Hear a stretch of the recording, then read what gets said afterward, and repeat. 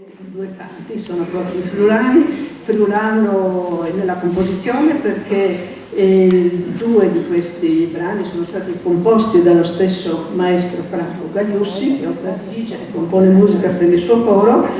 e friulano nello spirito, nelle tradizioni, perché come vedete il terzo dei canti, Benigno Nume, è dedicato al vino, una grande tradizione evidentemente del Friuli, parlato sul testo di nuovo di un intellettuale del Settecento friulano, Daniele Florio, la musica di Gagliussi. E lo stesso Subediano, canto popolare austriaco, però si rifà alla fin fine a quella che è una amata tradizione del nostro Friuli e, se volete, della realtà mitteleuropea, cioè il ritrovarsi in fondo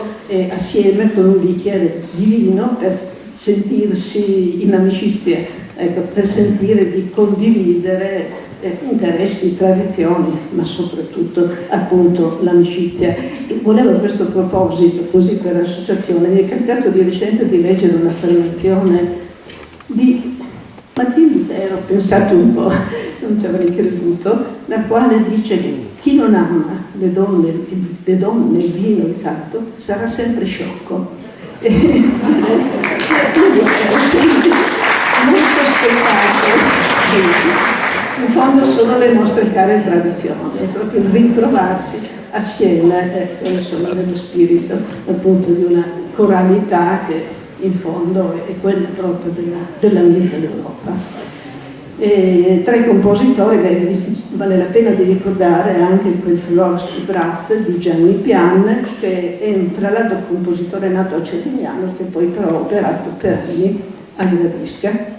Direi che il nostro coro può entrare.